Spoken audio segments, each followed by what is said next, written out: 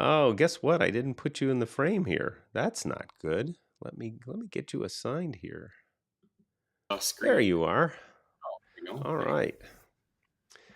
Well, BJ, welcome again. Good morning. Hope you're having a good weekend. Let me put me in the middle of this frame here. Oh, weekend's beautiful. It's been incredibly nice here, so we're doing a lot of stuff outside. The Played golf yesterday, poorly, but Yeah. still played 18 holes and had a nice time. And you know, volleyball rolls on as well. We're in Well, the middle of our season.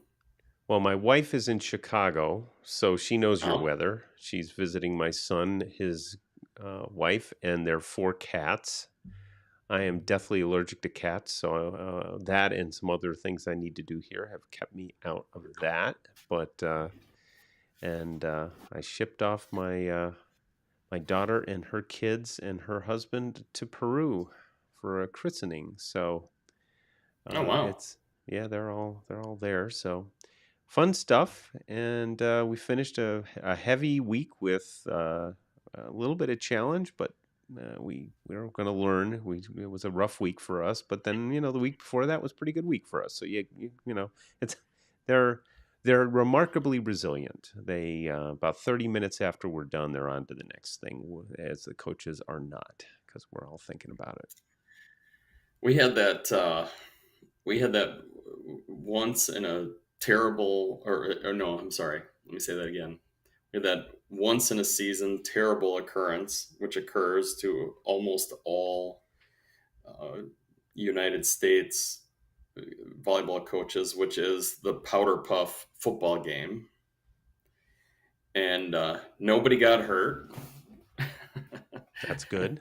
That's the only thing. It's the only thing I care about.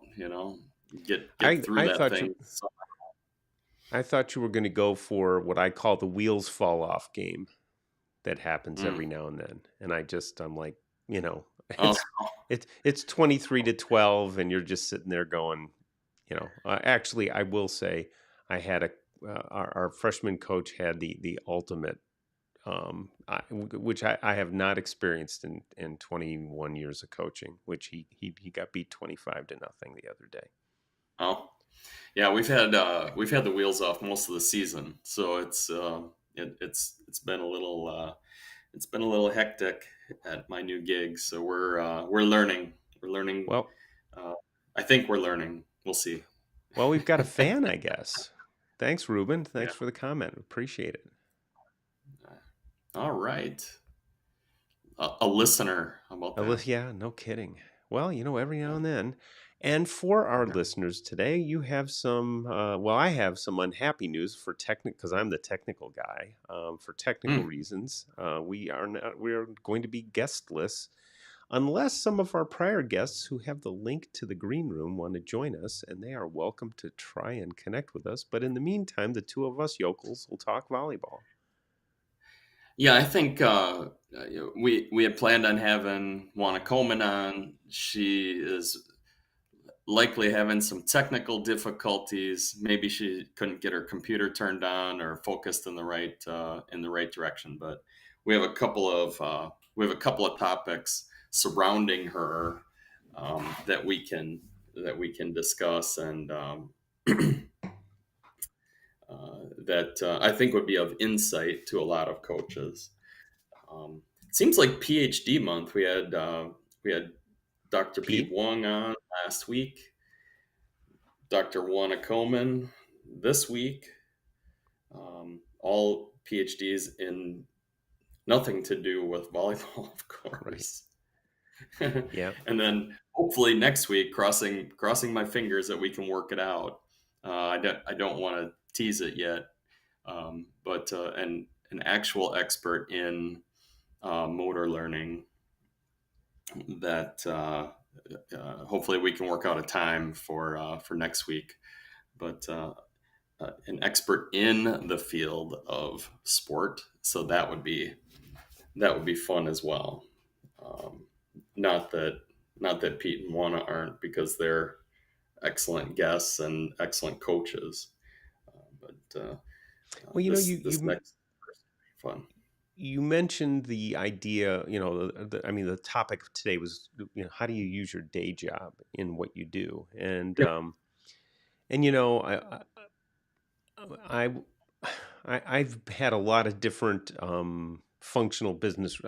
My background's primarily business. I got started in chemistry, and my chemistry professors were really happy when I went to business school. They did not they did not see me as a researcher. And I did finance to start because it was really analytical, but I had a little bit different bent than the typical.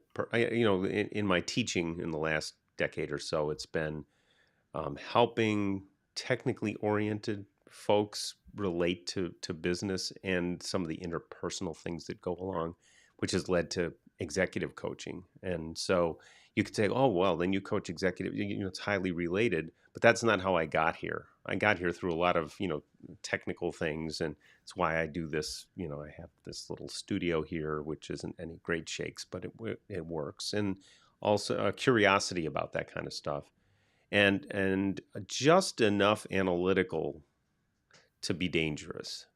You know, Right. um, I think you and I've talked about this. I use actually, I'd like maybe sometime either I might independently do something on solo stat 1, 2, 3. There's a couple of different. It's just one tool that I find about at my level I can capture what I need to capture by myself because I used to club coach and I was the only coach. So um, I think the reason I do that is, I came out of a match that we got pretty easily beaten this week, and I looked at my serving stats, and we served 95%. And I wouldn't have told you that if I hadn't gone back and looked at it. I said because we didn't serve. I'm like we didn't serve very well. Well, no, we served great in terms of getting the ball in. Then Right. you look at, okay, how many times did we win on our serve? And it was 25%. And I'm like, well, that's not going to work. And then you start looking at, okay, why? What can you do? What's going on? And then you can kind of look at film, but then coaches have limited time to do this. I mean, if you're working, my head coach, he works a couple of jobs, and I mean, people are pretty busy, and they're Yeah. put a lot of time in. So how can you get the most for you out of what you do? And I use those analytical skills. I've seen some of your really cool analytic work that you do more on the collegiate level, but also at the high school level of scouting teams and also understanding where your players pass best. What other things, what have you drawn on your background to make this work? Uh, yeah, for me, it's. I mean, I'm a scientist by training. I'm a geologist, and there's a lot of there's just a lot of analytical work that goes in. Um, I think I think more than the science part of it, it's the curiosity. So for me in volleyball, what matters? And that's what I've said to my new coaching staff. I'm an assistant with the group I'm working with now. Like, we have to figure out what matters to winning the match. So I mean, obviously, serve and pass matters. Can we put the other team in, can we put the other team in a bad situation more often than they put us in a bad situation on serve? Um, can we rally? Is there a way for us to play the game better? Because when you start taking the stats, at least at my level, and I can speak to, I don't know, maybe about rank 200 level or so at Division One, and then Division One college, and then Division One high school, which is the top level of high school. It, we're we're about we're less than a third serve and serve receive. Then we're a small amount of first ball side out, and then it's mostly rally. So we need to I mean, number one, we need to first ball side out more often, obviously, because if we're not getting a lot of first ball side out stats, that means we're not siding. But you get into the rally often, so you have to figure out ways in practice to get into the rally, and then also to measure in the rally, what are we doing? How do we, how are we siding or not siding? How are we scoring in the rally? How are we finishing a rally? Um, so, so to me, that's probably the stuff that's most important. Um, as a coach, though, I mean, there's going to be other stuff. Can we get our block up? Are we attacking the middle of the block? Are we attacking against the fringe of the block? Are we attacking the line or the angle or the middle of the court? You have to figure out those things on your own by doing that analysis. So I think that's, for me, that's probably how I use my day job, to get into what the team is doing and how we're succeeding. That's hard, I mean, Yeah. it's hard to even think about some of that stuff. Yeah, I was thinking about when you said put your block up. So I've got one middle who can play middle. Yeah, I mean she's raw, but she can play middle and she blocks well. I've just been encouraging her to play above the net because she's at the stage where sometimes a ball will come over and it'll be near the net and she'll drop down and take an underhand pass instead of going up and getting it. So she's starting to get that. She's going to be fine. Then I've got my second middle is just starting to figure out the timing on blocking. She's pretty consistently late, but we've been working on that. And then she said, "Oh, I have choir this week, so I can't be at 2 of the 3 matches." I'm like, "Okay, gotcha." So then I bring my third middle in, who's a lefty, which is, so we're working on lefty approach for a middle so she can get herself in a good position and a couple other things. And she is, like late, like it, ball's way gone by the, but she's starting to time it. And then I tried a fourth person. And the priority is these are the 4 kids on my team who can get their hands above the net. The remainder of my team cannot get their hands above the net. So it's some days I beat myself up and then I go, well, okay, we've got some, and my kids who can't get their hands above the net, when I go and tell them to get in blocking positions, they're like, "Coach, I can't block." Like, yeah, okay, well, let's work on showing the block, be there, and then drop off and cover. So we're doing something a little bit more representative because amazingly you might grow or you might be able to jump a little higher next year or whatever. But I mean, they're fair point. My my number 2 setter, who's listed at 5'6", she's not 5 foot. I don't think. It's just funny. Somebody put her in there at 5'6", and I'm like, come on, you know. And great kid, works hard. She's the freshman setter, so she comes up and doesn't practice with us very often. And God love her, she just comes in and does her job.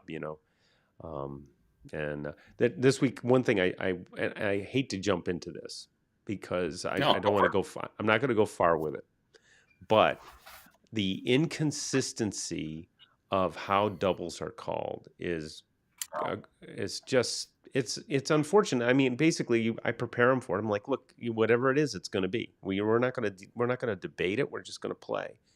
But we had both ends of the spectrum this week, so it was kind of like in one set of officials, pretty much everything went.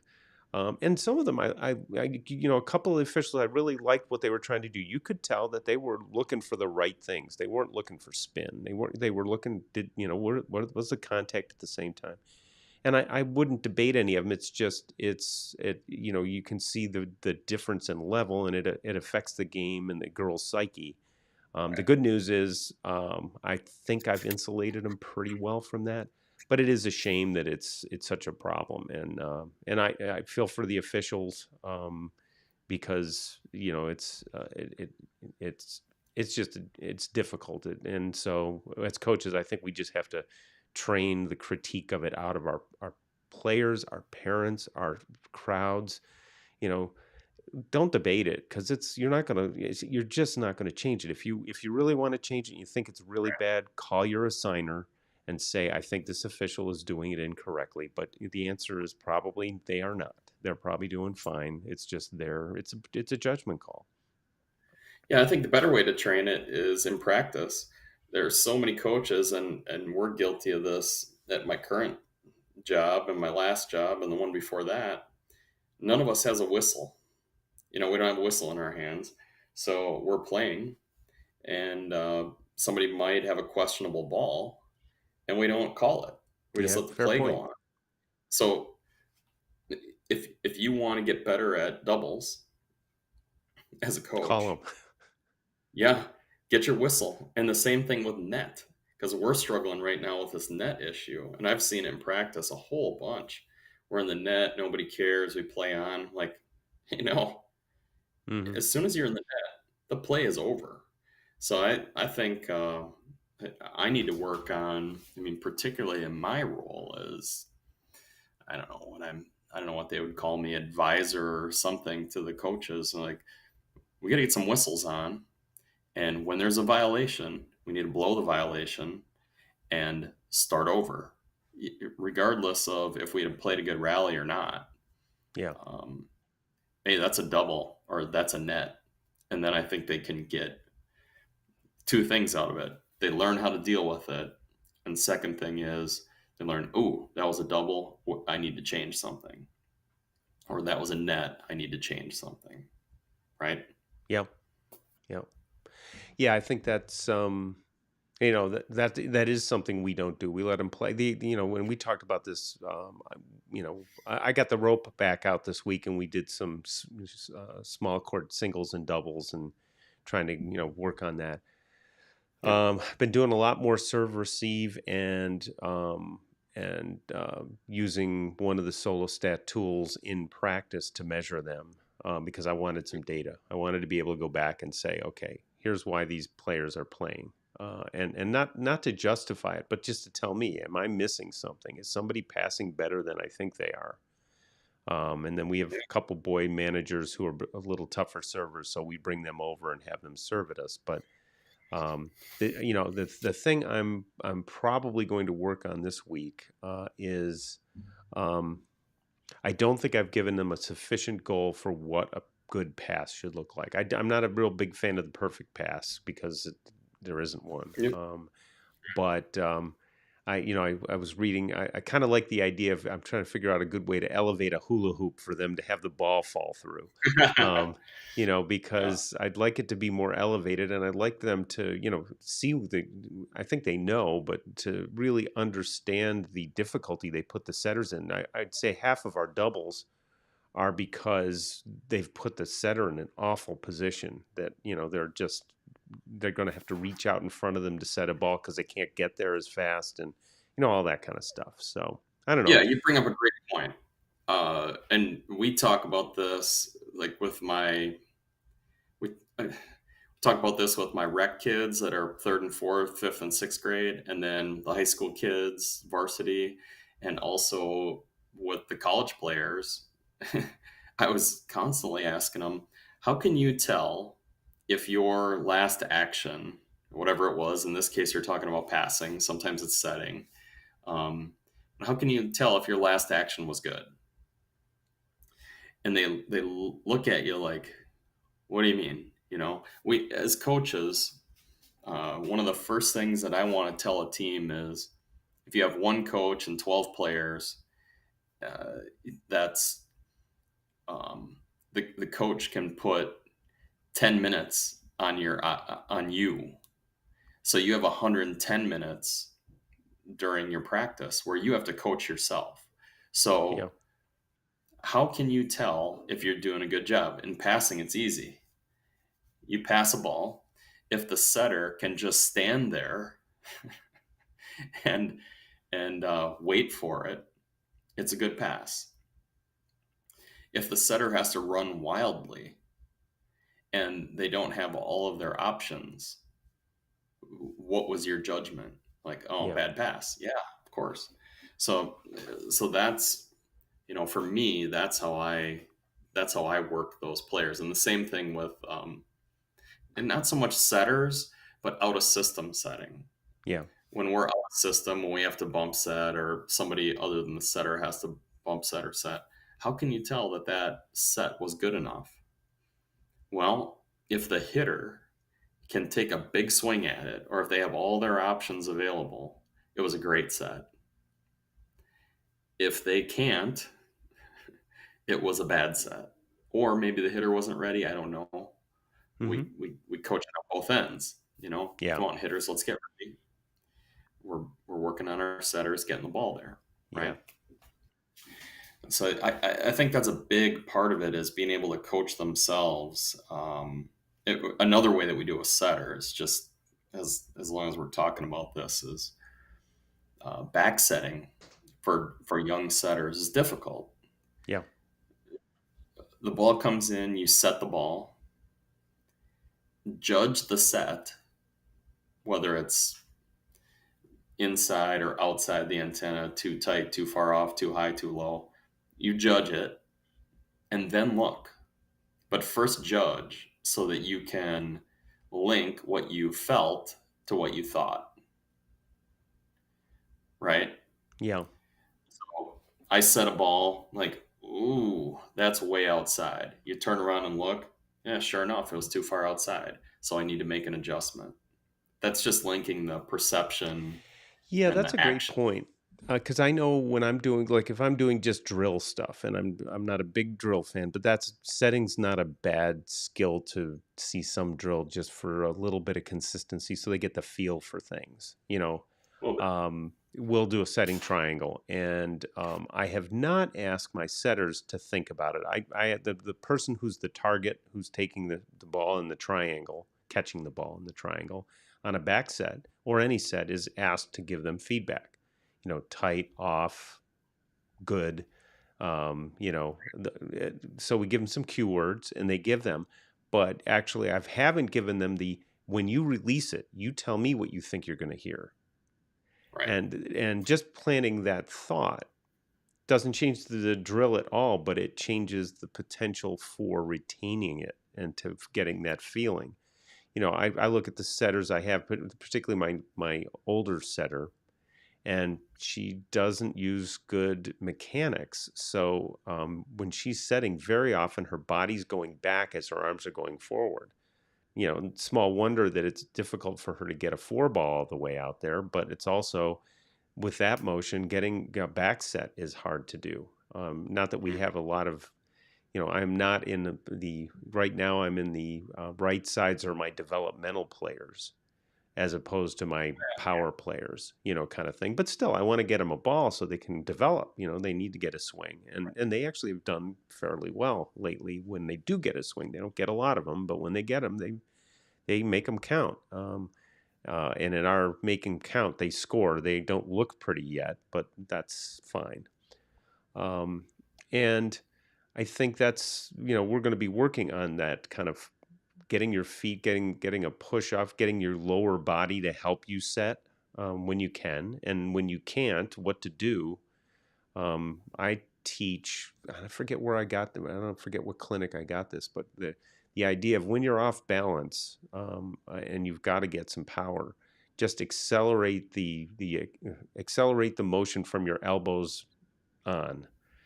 Just get that final push from the elbows to Yeah, the for hands. sure. Just make it fast. Just make it Yeah, fast. for sure. Yep. Um, and we ran into a deep dish setter this week. I hadn't seen one in a while, and that was interesting. My girls were like, "I can't believe she doesn't get called." I'm like, "Well, she does it consistently, but she was bringing them down to below her chin, and really Mhm. catching and throwing the ball. But you know what? It was consistent and clean, and lots of control. And you know what? Doesn't matter where you touch it. It Yeah, only matters if it comes out, as a single attack, and yeah. there's nothing in the rules about below your chin. Nope. That's It's all made up stuff. Yeah, no, well, I'd say that's true. For me, it's like, okay, that ball was that was in there a long time, extended Yeah. contact. But, Well, you know, but I tell them, look, practically speaking, I've been doing this a long time. If you can do that and you do it the same way every time, there's hardly a ref that'll call it. Now I have seen some. I had a kid who had really, really, she was a tiny kid and had just lots and lots of flexibility in her wrist and not a lot of strength yet, and we went to the old national invitation tournament, the one for girls that you could go kind of like club division for boys now. And we went, and the last day we got two old school refs that called her on every touch. She finally couldn't. I mean, it was like, come on, we've gone through the whole 4 days, and now this poor kid's reduced to tears because you're going to blow a whistle on every set. I'm like, but it happens, and you just kind of have to figure out and pick her up and get somebody else in to help her out, and we did. It happens, but I think that's anyway. building again. I think that's in practice. It's building the a $1 to Dan Mickle here. The mental flexibility to somebody doesn't like the motion that you're using, so Do you have something to else. change it. Yeah, Yeah, yeah, you got to change it. You have to have that flexibility, that range. I mean, I keep preaching that. I keep saying it over and over. The yeah, range to me is the biggest thing right now. Is you have to be able to do this and do that and do them yeah. both in order to Well, succeed. That's volleyball. I'm smiling because I'm just thinking about the one you see coming. You're sitting there as a coach, and your team's scrambling in a rally, and you realize you're going to have to free ball it over, and you see one of your less experienced, less skilled players going to push the ball over with two hands, and you're going, oh, here comes the double. It's like they throw their hands at the ball. I'm like, oh, I said, they can't call it double if you use one hand. And they're like, Yeah. it's like, okay, well, I think a lot of it is, you mentioned this earlier in the pre-show, which is the habits that you get from playing as a young player without the power to do things and without the ball being at the speed that they see later. Like, I need to put a lot of power into the ball to get it up because it's slow and I need to swing at it. And then when they move up and they don't need to swing, they don't know how to not swing at a ball and to control it.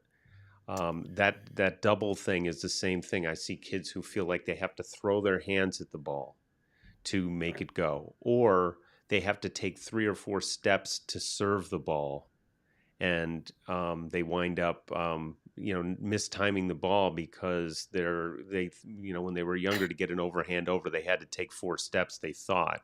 And you go, no, you don't have to take any steps. It's really simple. We can make it the simplest motion ever. And Yeah. those are interesting. That's where this idea of self organization comes in. And there's some obviously there's some critics of this idea, but I mean, time and time again, we see that people learn to adapt to the situation they're in. So for us, if you have a kid, like take the kid that's taken 4 steps to serve, and she's 16 and she's uh, strong enough and able enough, then that's where the coaching comes in and say, hey, look, let's test this with just 1 step. Or if you want to take 4 steps, toss the ball in the air and jump and hit it rather Right. than uh, Walking up taking to it. this walking up and standing, Yep. because there's no reason for you. So I think that there are some suggestions that you can make based on what you've seen with other players. um, can you get them to explore something and help them self-organize? And it's the same thing with the passing. When they're younger kids and the ball is looping over, whether it's underhand or sidearm or whatever, they have to put a little bit more juice on the ball, as we say it. You gotta swing your arms a little bit more. And you get all these coaches saying take it midline and use your legs, and I mean all that is garbage. It doesn't. As you get older, you're not going to be able to take every ball midline, and using your legs that are less coordinated than your arms, your legs can give it some power, but your arms are the coordinated part of your body. So the arms are going to get the ball to where it's Well, going. and I'm gonna push back on that a little bit, because All right. getting get no, if it's a fair point, but I think without them understanding how to get their legs in a better position, they can get in, I mean, you've seen this, and I doubt you do this anymore, but I still do it. I'll get them and I'll line their feet up incorrectly, like when they're in a straight line, like they're reaching forward with one leg, and then I'll say, just freeze that, let me push you, and they fall over. And then you go, okay, now if you get stable, how does that help you pass? Now, do you need to elevate your legs to pass? No, unless you need to put power into it. But I would rather, if a young kid's got to put power in, I would much rather them use their legs than swinging their arms, if they can do it. Mm. But if they're Why? only because you can maintain a better angle, you're not going to change the angle, because once the ball gets faster and you're swinging through an arc, if your timing's not perfect, we don't know where that ball's going to go. I mean, so to me, I think there's a need to do some basics on like shuffle footwork. It's not common in other sports. Maybe, I've been watching a little bit on tennis, only, kind of the split step, for playing a ball in tennis.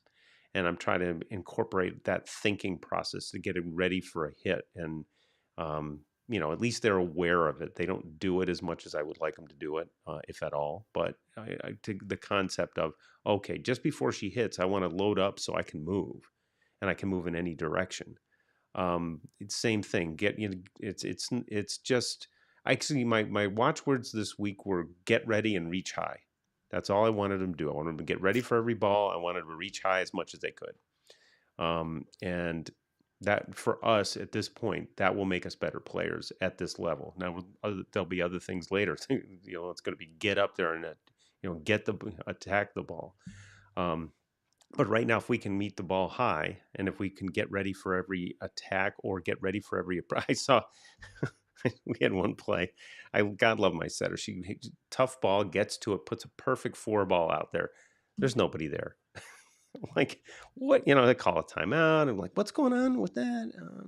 And I said, so, you got to listen. And the kid said, I called a 4 ball. I'm like, you were nowhere near where the 4 ball is going to be set. Why did you call a 4 ball? You were like, where the middle is. She said, I don't know. I'm like, okay, well, next time don't. And that kind of stuff. So, you're sitting there going, oh man, nice set. and it's just like, nobody home. So I don't know. It's trying to. It is an interesting as a coach. We sometimes may sound like we know stuff, and then I came back from this week on. There is so much I have to rethink about how to get the most, how to help these girls make the most progress in the least amount of time. As I looked at it this week, I'm like, yeah, these are on the coach, and that's me. So I got to hold myself accountable to try to find better ways for them to pass the ball better and to be where they need to be defensively better. And that's going to be some of my focus. Yeah, and I'm jumping into a conversation that hopefully we're having in a couple of weeks, or maybe next week. As coaches, we often coach the ending rather than the beginning. We're coaching. This is how you have to put your arms, or this is how you have to put your feet, and often the what happened before that action was going to help you more. Mm-hmm. So if you saw what was happening, if you read the play, you could, again, we're talking about self-organization. You could organize yourself in a way. You're in a situation, and how do I get myself in this situation to that point? Because, as people say, and there are a lot of people that push back on this. Every ball that comes over is different. There's an infinite number of ways that ball is going to come over. It's never going to be exactly the same. You have to be able to play them all if you want to be successful. So we have to learn that range, and the only real way to learn that range is to learn how to be flexible and to organize yourself into the coordination of taking that ball and getting it to where you want it to go, right?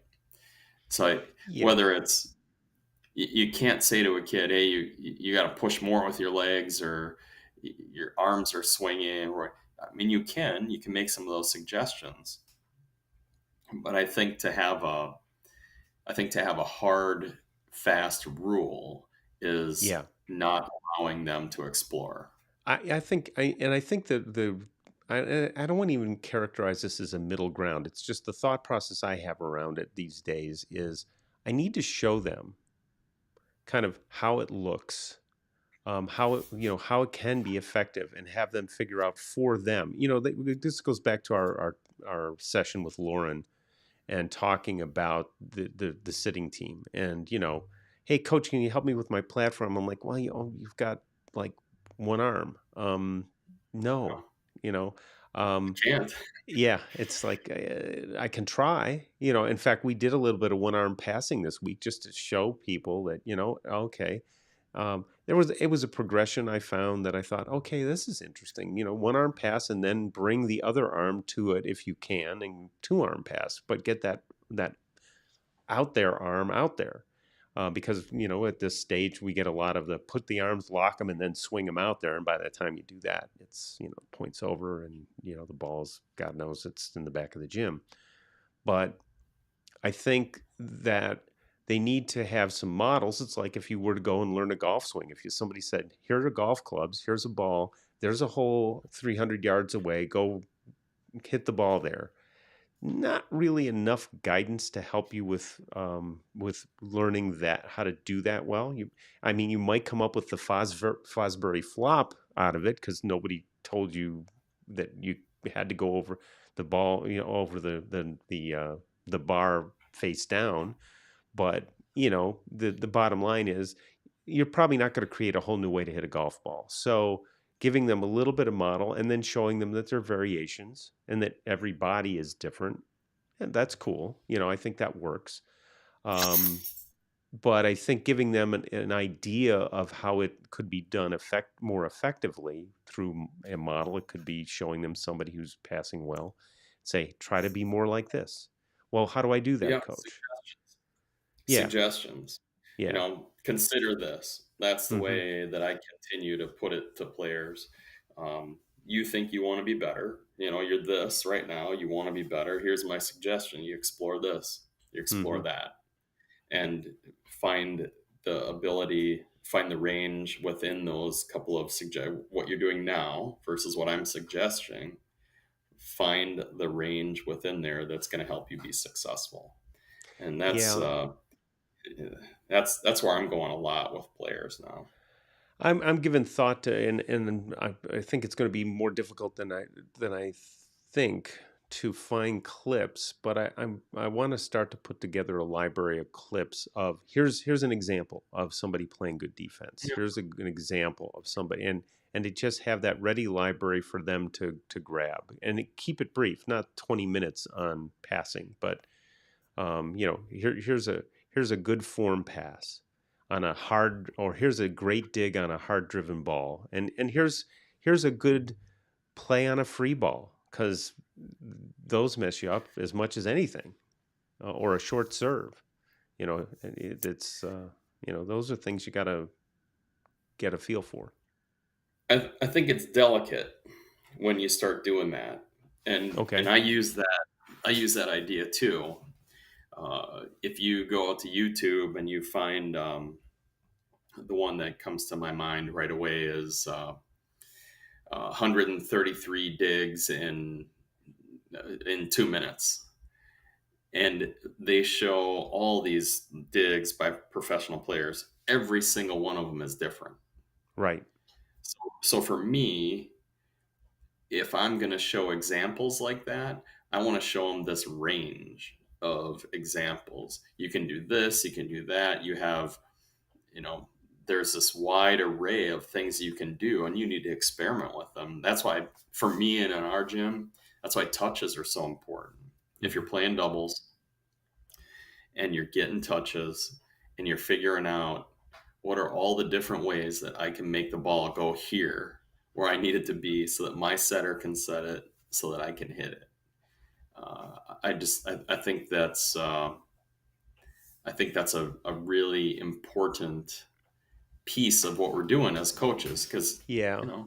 Well, now you gave me the idea, and we're going to handle Ruben's question here in a second, or comment here in a second. But I'm thinking the kind of thing I need to add is I need to go and say we're going to play speedball, where you lose the point if you don't put the ball where the setter would be in in a game. Like that point's gone. If you don't make that first pass to the spot, and I mean, for me, I'm happy 10-foot line, let's say 3 feet off the net to 11 feet off the net on the right hand Yeah, side of the court. I'll take that. I can all day long. We can run that. But if you don't put it there, you're done. Go next group. And I have not put that constraint on, but as I'm thinking about it, that's, maybe we even do speedball threes. So we've got kind of a 3-person receive where you've got to put the ball there and make it sure. really look like what we do. But Ruben's got a comment here. So let's see. Isn't Yeah, that? is a great comment. Is there a technical framework a coach can provide to give to the athlete? Well, certainly. You can get to I think you can get to a beginning point. And my example of this is always, um, middle defense. Is middle defense a perfect defense? No, there is no perfect defense, but it's a good starting point. You start at middle, and then you start making the adjustments from that point to make the plays that you need to make. And it's the same thing with passing or with attacking. If you're passing and say you're swinging your arms like crazy, hey, let's see if we can swing our arms less and just not a whole. And I don't know if this is the appropriate example anymore, but we say just take an aspirin, not the whole bottle. You know, if I ask you to swing your arms a little bit less, let's just swing them a little bit less and see what happens. Yeah. Or can you reach a little bit farther before you touch the ball? We don't want you to go another 4 steps. Just make a small adjustment and see what happens. And that's where the exploration comes in. I think that's the great point that Ruben's making here is you can give a sort of a basic idea. We want to use our arms to pass, and then teach them that it's okay to reach to your left, reach to your right, reach low, reach high, and they have to explore with all that variation. Yeah. I think the other thing I'm looking to do is to find more examples that look like them. I mean, it. I don't need to show them Orante's digging. It's like, no, I don't think that's really going to help.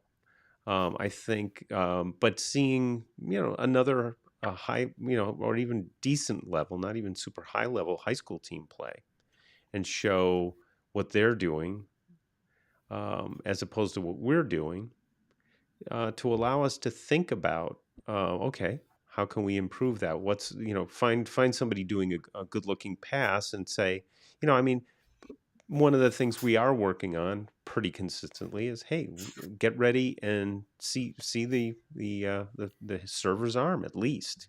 Focus on that arm. Um, Right. I was in a I'd match show this. them. Yeah, So for me, I wouldn't just show them one. I'd right, show them 15. Look how she did it this way. Look how she did it that way. sure, Look at this one, this one, this one, this one. And what are the things that are common? And what are the things that are different?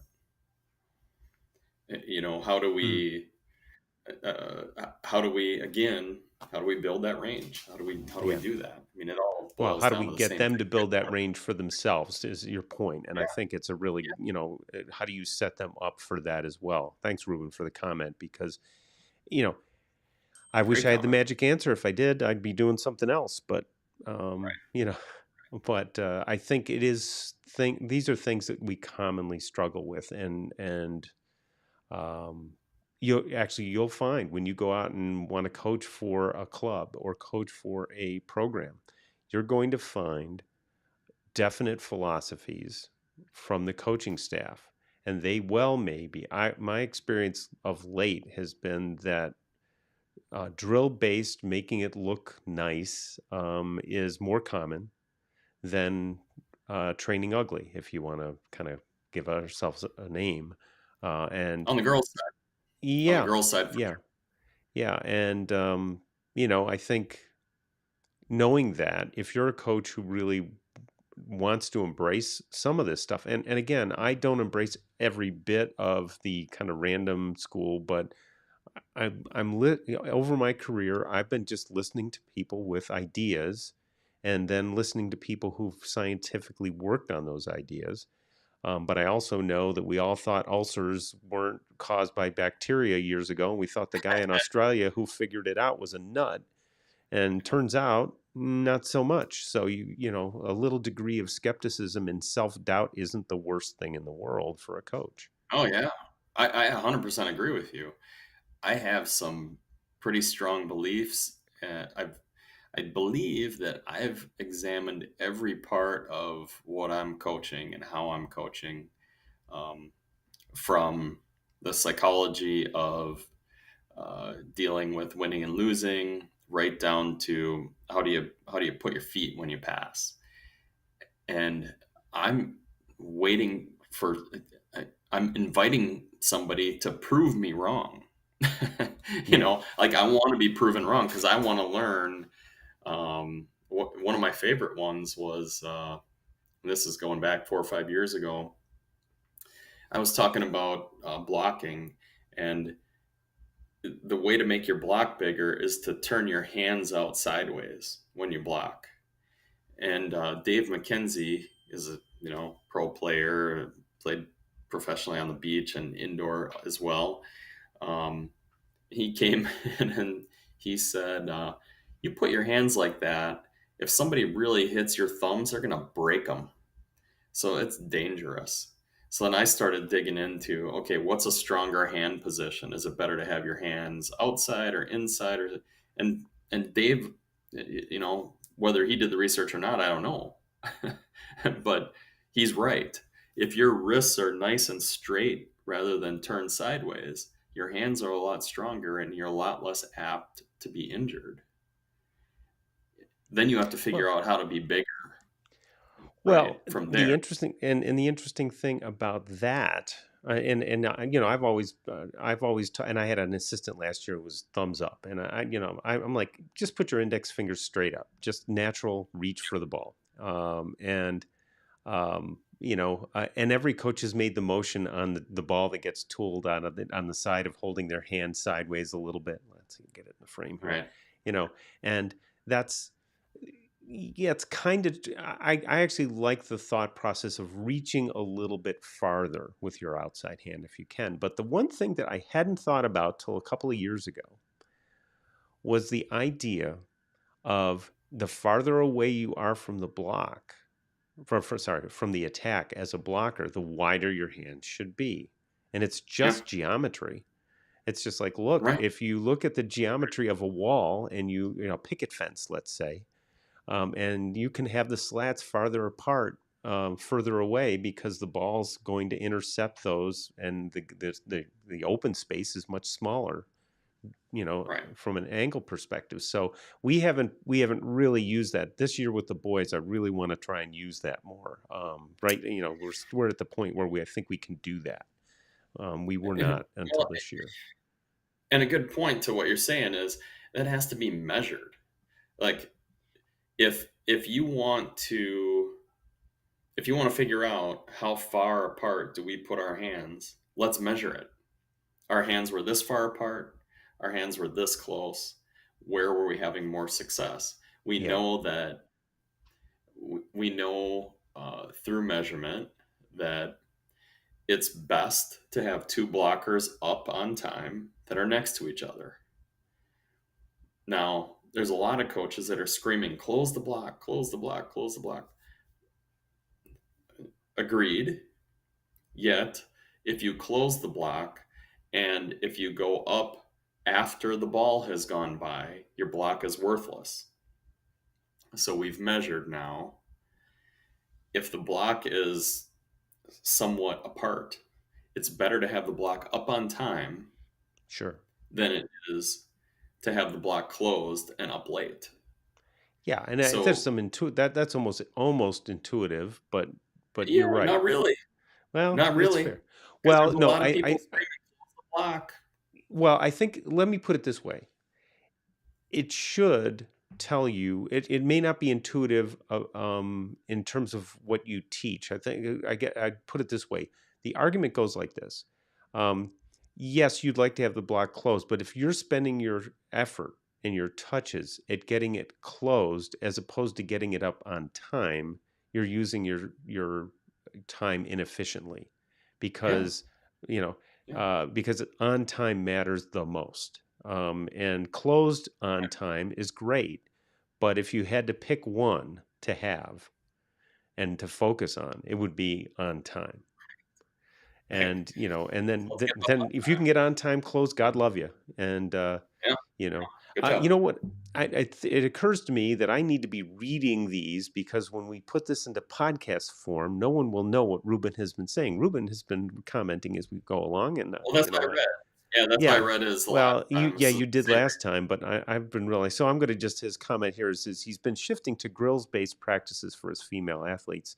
It was tough to get them to change their mindset. Yeah, I believe that, as they were previously trained doing feel good drills. Oh yeah, It's yeah, they got it. impossible. I mean, it's the hardest season ever. Hmm. I remember complaining to Kessel after I took his course in 1994, and then I came back and said to our varsity, "All right, hey, we're gonna this is where we're gonna train now," and they hated it. I mean, it was a Hmm. mutiny.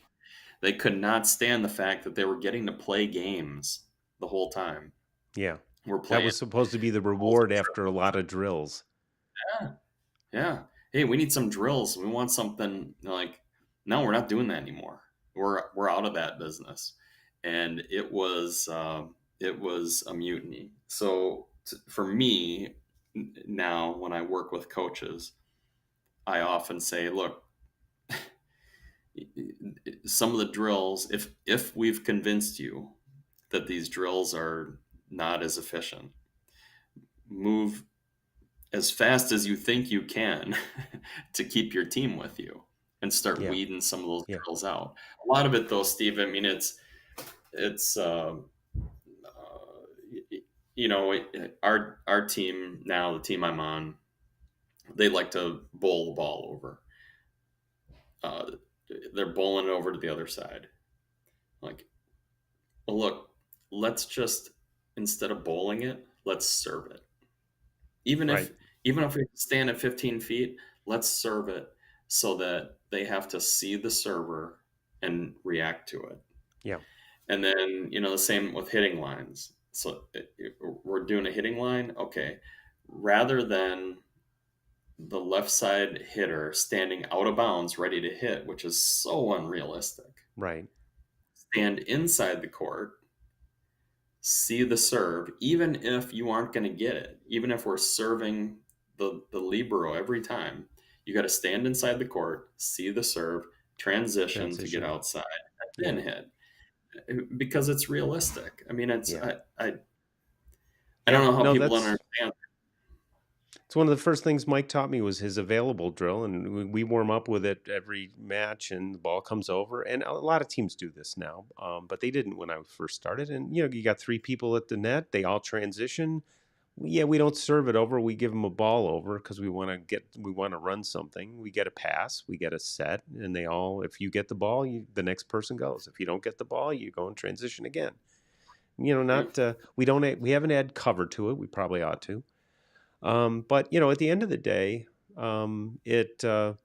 it's funny. I'm right at the point where I'm starting to get them to trust me. Part of it is we've had this person in working with them on I won't say it's mental training like we would see from Dan, but she's been working with she's more of an interventionalist because we've had some problems from carryover from last year's. There was a lot of trauma last year, and not Yeah, from the we pandemic. have some of From Yeah, so they were working on that, and I think they've made a lot of. We got some toxicity that I think they've reduced quite a bit, and people have come to grips with. So I think that's great. I'm kind of at the point where most of my players trust me, and I realize there's a couple reasons for that. One is they know me better. Two was we won a few matches, which helped. Three is they now all have roles. I know who my passers are right now. Now that could change, and they know it can change, but they know when they're going to play. They know what they're going to do. They understand. I think they reasonably understand where their weaker players are weaker and stronger players are stronger. But this past week, some of the stronger players had a not so great performance week, so they probably are starting to think about, could I be doing something else, and maybe so. But I think, You're also consistent as hell. I mean, I well, mean, you're the model of consistency, so that gives them some comfort, right?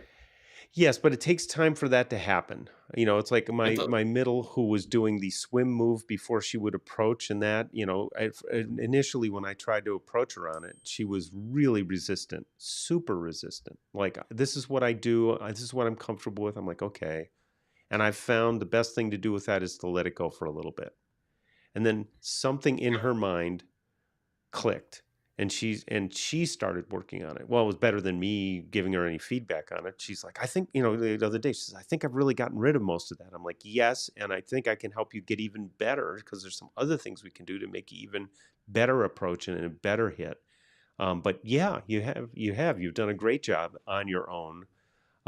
So had I forced it, all I did with her is I said, I think maybe you could trust me a little more now, because I wasn't telling you that because I was trying to be mean or something. I told you that because I thought it would make you better, and it's helped. So it takes a while for that to happen. It does. I think one of the biggest things, and going back to the comments that we were receiving before, the players are going to, if they want to be successful, they're going to move toward success. They're not going to move toward failure. So we could run all these pretty drills, and they get in the game, and they're going to do, or attempt at least, what's going to make them most successful. And you could tell them, this is how you have to hold your arms. You got to hold your arms this way. Midline is a perfect example. You have to Yeah. pass midline, have to pass midline. In the game, if they can't pass midline and they have to reach to their left and they pass it successfully, not only is the player going to get their their reward, the coach is going to back it up with, "Wow, that was a great pass." There's not many coaches. There aren't many coaches. They're going to say, "Wow, you passed that well, but it wasn't midline. Right. So we need to change that." Right. You know, and that brings us back to the self-organization idea. They're just going to do what they find success in. So for us, I think as coaches, we need to help guide them towards some things that maybe we know are more successful. Yeah, and I think the last thing of that is setting them up for, if they're successful at doing things at their level, that they're kind of, I'm going to characterize it a little, they're getting away with because of the level, or because of the competition. Then it's on us as coaches to set them up for situations, game like situations, where you can't get away with it, where you need a little better preparation, or you need a little better uh, anticipation of the angle you need in order to get away with it. If you find them, hey, great emergency swing, fantastic. But if the emergent, like, it had this girl who had called a four ball, who was in the middle of the court, made a left arm swing to get the ball over, and it went over for a kill, I'd celebrate it for sure. But Yeah. you weren't where your setter gave you a perfect ball to hammer and and do something good with. And we don't get that many of those. We're going to try to get more. But right now, boy, if you call a four ball, you're making a commitment, And yeah, okay, it's one touch, no big deal. Just let's learn from it. Yeah, agreements. I agree. We're getting down to the end of our Yep. hour, so we probably should talk about Oana since she didn't get on our podcast today Oh, that's for okay. whatever battery was dead or Well, we'll figure out another time. yeah, yeah, yeah. So the reason I want to have her on was a couple. One, again, she's a scientist, also a geologist. So that was A little for different me geologist than you, I think. a little bit Out of more this world. expert. Yeah, way out of this world. She studied remote sensing on the moon as part of her PhD. So if you don't know what that means, go and Google. But one of the neat things about Juana, I met her. I went to one of the major, you know, being a weird word, but one of the big, well-known clinics, national clinics that go on. And I was walking around with Kessel because we knew each other, and I was driving him that week, and it was just uh, doing a little bit of evaluation of this clinic. Is this good? Does this work? Can it fit into the USAB idea? And this girl comes walking up, and no hi, hello, how you doing? My name is. She just starts peppering me with questions. I'm like, Love it. all right. So she's asking question after question after question. And I watched her do that with a couple of different people that weekend. And I did the same thing. I mean, Hugh McCutcheon was there. Um, he was, to me at the time, was an incredible, well, and it's still an incredible coach. I just walked up to him and said, hey, how you doing? I should have worn my Wisconsin stuff because I see you're wearing Minnesota now. Um, and Carl McGowan, the same. Um, I had breakfast with Carl McGowan a couple mornings at that clinic, so now everybody knows what clinic it was. But I mean, we just sat down, the two of us, talking about different volleyball things, and the point is, even if you're what I would say shy, some other people would say would have different words for it, but just walk up to one of these coaches and ask a question. I've seen it so many times. I had a player, or not a player. I had another coach that was with me at High Performance, and she said, I have this question that I want to ask Karch. I'm like, well, let's go ask him. It's like, well, we can't go ask him. Like, yeah, wait till the session is over. Then we'll walk up to him and you ask your question. And we did that. And he said, why don't you guys come with me? We got to go over to this other hall. It's going to be about a 10-minute walk, and we'll talk about your question on the way over. So in our sport, I think it's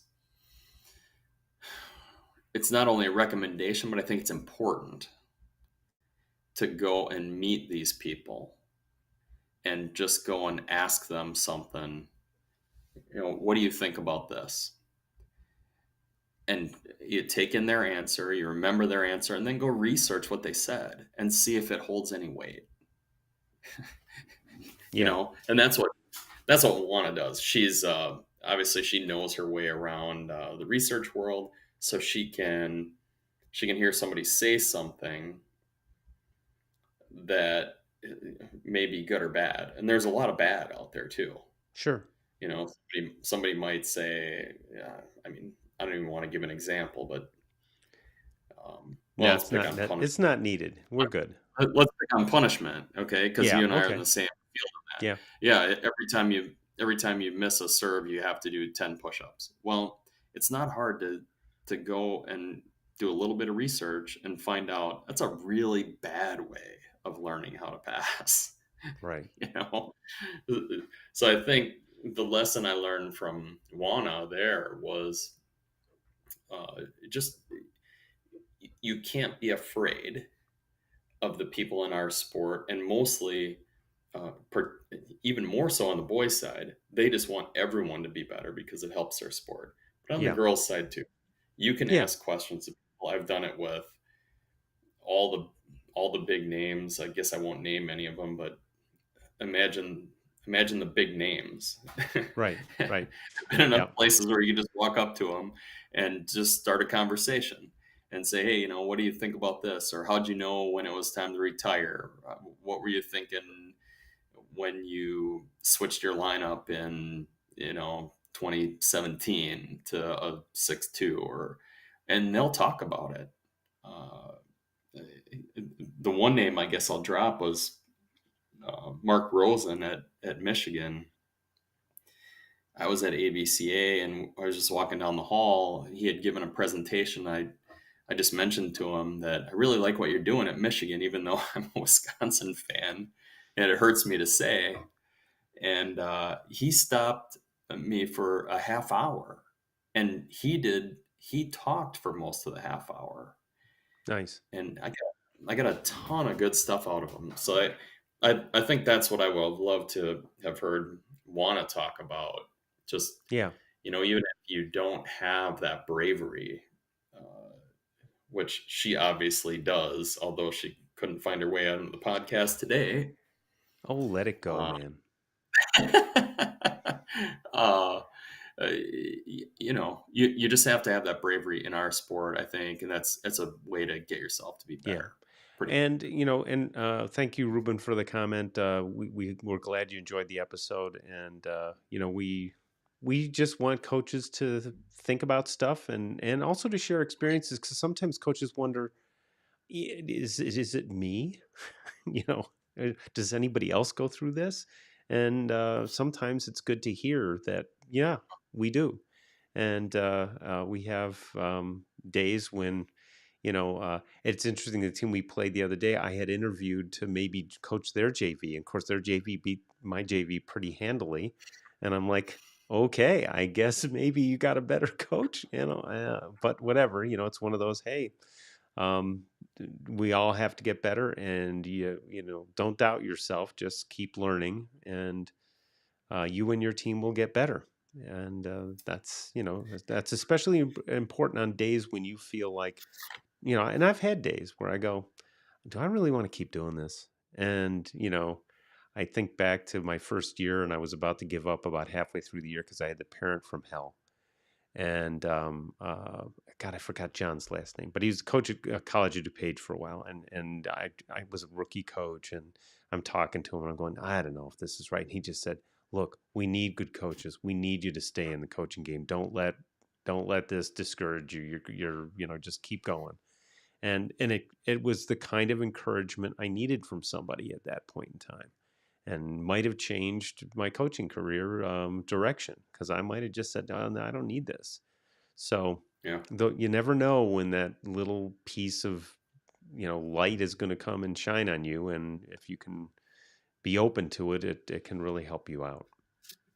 Matt McShane did that for me. Uh, Again, I was out in Colorado Springs, and we just went through a session. I had to present a drill, and he pulled me aside, and we started talking. And he just he said a couple of things uh, to me that really helped. Um, so I think, and it And he wasn't doesn't even it, know it. it didn't have anything to do with volleyball. It was Yep. just getting your head straight because he had Yep. been through it all at that point. If you don't know Matt, look him up. But he was really kind to me. Said a few things that were remarkably helpful to me. And you never know where you're going to find that, so you got to reach out to those people. Yep. They have some good stories and good stuff. Well, we will be back. Uh, Players to be named later, and yeah, and then we'll see where we go. BJ, thanks very much for today. Ruben, thanks for your comments. We appreciate that. And we'll see you in the next episode. Yeah, thanks, Juana, for being our guest today. We appreciated it. We'll talk to you soon. Uh, okay.